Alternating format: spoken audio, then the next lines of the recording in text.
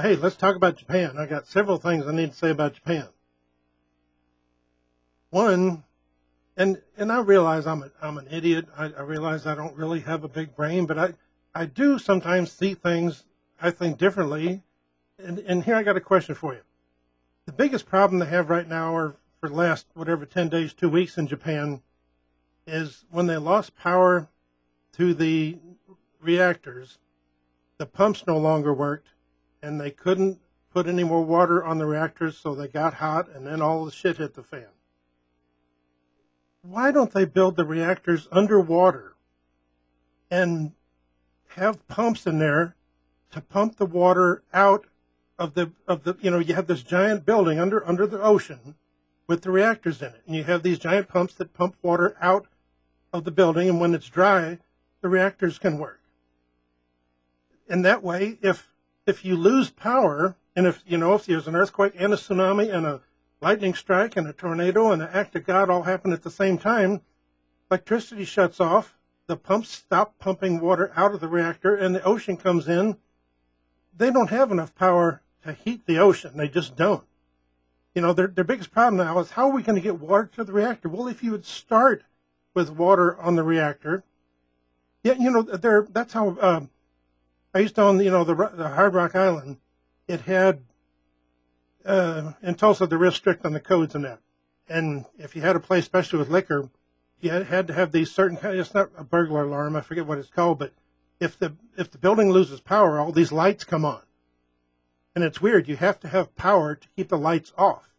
If you lose power, all the lights come on. And it's the same thing with this reactor. How, if they build the reactor underwater, yeah, I guess if the oceans dry up, you're going to have a problem. That's the only way that you can have a problem. And why is it all the reactors, there are 100 in the United States, and there's 500 in the world, something like that? And nobody's thought of that but the idiot in Oklahoma with the tequila problem? Just build it underwater. You can't run out of water if you're under the ocean. You can't. It's not possible. But Japan hadn't thought of that. Your plan sounds great except for one thing to me, and that is, what if the reactor breaks open? You've got an earthquake underwater or something, it breaks open, you've got all this nuclear material exposed to the ocean water. It seems to me like you'd just be making all that water horribly, horribly radioactive. So you're going to have plutonium in the water. That's going to make oil in the water look like candy. Radioactive water worse than radioactive air? I think they're both bad. Well, I'm just saying we're not breathing the ocean. If it's in the air, it's inescapable. If it's in the ocean, you can stay out of the water. Yeah, but the water gets into everything because, it evaporates and it goes up into the clouds and it rains over everything. The thing that is blowing my mind, Bart, we've got this horrible nuclear disaster going on over in Japan. And what's the first thing the right-wingers say? The first thing, well, this proves we need more nuclear power plants. Yeah, they always go for the wrong thing. Amazing how they do that. And you've got Ann Coulter saying, well, the radioactivity's not that bad. I don't know why anybody's complaining about it. Look, Ann, I'm a comic book fan. I'm going to let you know something. If you get put in a radioactive chamber, you're not going to become the Incredible Hulk. You're not going to become Spider-Man. You're not going to become Superman. You're going to die. I heard that the word tsunami, it's a Japanese word that I think they made up a word because they had to have some word to describe what happens when the ocean crashes all over your island. And so it figures that they would build a whole bunch of nuclear reactors there. You know what's getting power to this nuclear power plant? The one type of power that hasn't gone out that's keeping this nuclear power plant from melting down to the core and spewing radioactivity everywhere? Wind power. Gee, isn't that funny that the wind power is still running? The cheap power, that literally doesn't cost us anything. Because solar and wind and all that, it's all gay. And anyone that likes that stuff probably enjoys a cock now and then, so it's bad. You can't do it. It's like those electric cars. It's gay. Something I did not know till just recently. We're talking about solar power. Jimmy Carter installed solar panels on the White House. That much I knew. What I did not know was the first act Reagan's people did when they came into the White House, they tore those solar panels down. Yeah. Got rid of them. Destroyed them. The Republicans are in a lot of trouble with the whole gay thing, though. Was it on your site that I read this? where they're saying that they can't use gay marriage as a divisive issue anymore because the American people are now 51% in favor of gay marriage. Yeah, the Republicans said the wedge lost its edge. Those poor bastards. That's what happens when you fight on the wrong side of history. Oh, we don't want the women to vote. God damn it, we don't want those women to vote. Gee, why won't women vote for us anymore? The Republicans have the gall to say, why don't you butt out and mind your own business and everybody take care of their own? You know, that's what the Democrats believe in, but it's what the Republicans claim they believe in, and it's the opposite. I got another question for you on Japan. You remember Harry Connick and Katrina, right? Yes. He just drove right in. I remember him standing in the middle of the French Quarter saying, where's everybody? I got in my car. I think he was in Dallas, or truck, whatever. He said, it took me 4 hours to get here. I drove right here, no problem. Where is everybody? There's no soldiers here. If I can drive here in 4 hours, why can't the soldiers get here? And they still were like a week behind. I haven't heard this last couple of days, but like a full week after the tsunami and the earthquake, they're saying that there's, the people in northern Japan, they need water. They need food. It's not like they need new DVDs because they've already seen the ones they have. They need fucking food and water. And I don't care. You ever seen those, there's these little airplanes. I think they use them out west a lot, maybe in Alaska. It's like a lawnmower with a giant fan on your back. You seen those? Yeah. They're, imagine, a couple $1,000s a piece. But Japan can't master that technology. That's kid stuff. They probably sell that shit in, I don't know, not toy stores, but like at these little Honda shops, or helicopters or airplanes. Why in the hell can't they fly over in a slow-moving plane, like a crop duster kind of thing, and dump out a couple of 1,000 pounds of food and water for these people?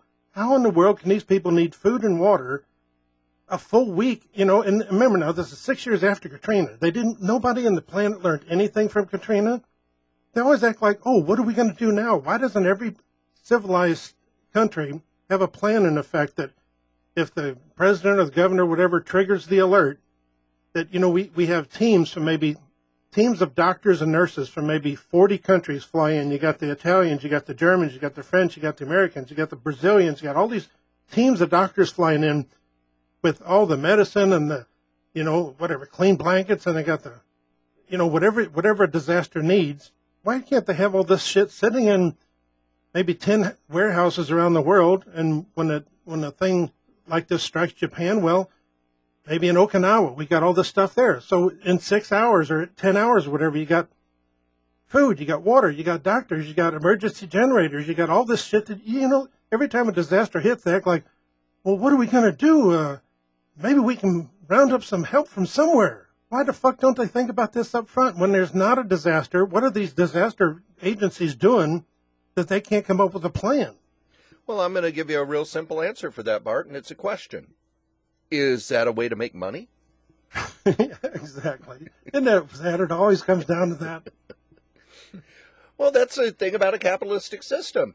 If it doesn't make money, people aren't going to do it. But I remember saying that in Katrina, your average super Walmart, whatever that's called, might have 100,000 bottles of water in it. The little bottled water.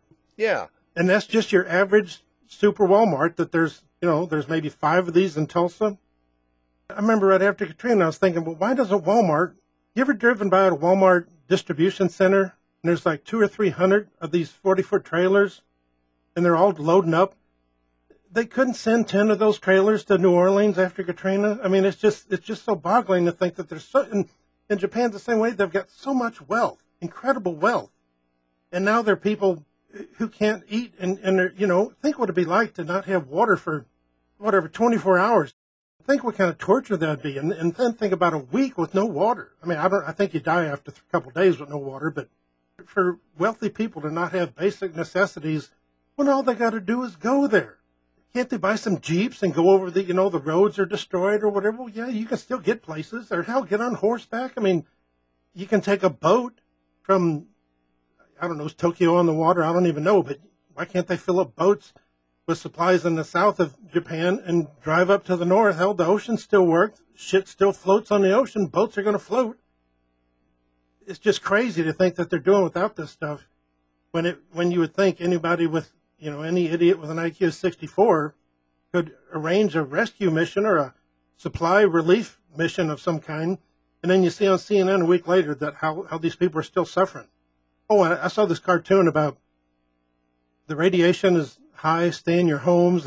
These people standing there homeless, We don't have a home.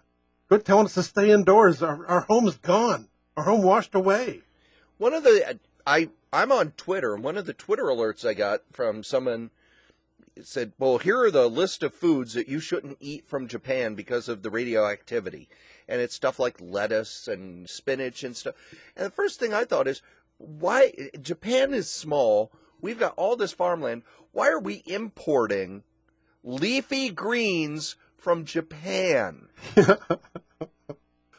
Why hasn't anybody on CNN or MSNBC or Fox or The Current or any of these stations, why aren't they asking these questions? They just go over there and they have the anchor standing there and things are really horrible here. And here's some more pictures and interviews of these poor, poor people. Are they going to interview a politician and say what the fuck is going on?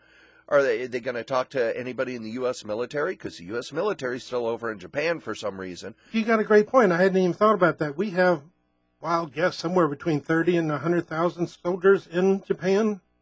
Why don't we be good, friendly neighbors and help our hosts out? Our military, we got boats, we got planes. Why don't we deliver supplies to the north and be sure CNN's there to record it? We would rather let the world think that we're the tough bastard on the block. We're Big Bully Busick. And by the way, I should give a prize to anybody who knows what that reference is from. We're Big Bully Busick, going around kicking sand in people's faces, threatening to beat their shit up. And we do all this great stuff, and we don't publicize that. No wonder the world thinks we're a bunch of asswipes. I think one thing that saves us around the world is Hollywood. People like watching movies, and they like watching TV shows. Remember that thing, I don't know how true it is, but they said that the TV show Dallas did a lot to overthrow the Soviet Union, that, they would show JR and his family come down to their breakfast every day. It looked like a casino buffet. Yeah. And then here's these people in Russia eating, rat soup, thinking, well, one of those Americans driving their Mercedes around in their big fancy mansions with the good-looking women and the bikinis and the pool and the, boy, those Americans, they live nice. Here, I'm in fucking Siberia eating rat soup, and our leaders telling us how easy or how nice we have it and how terrible things are in America. Well, that's not what my TV says.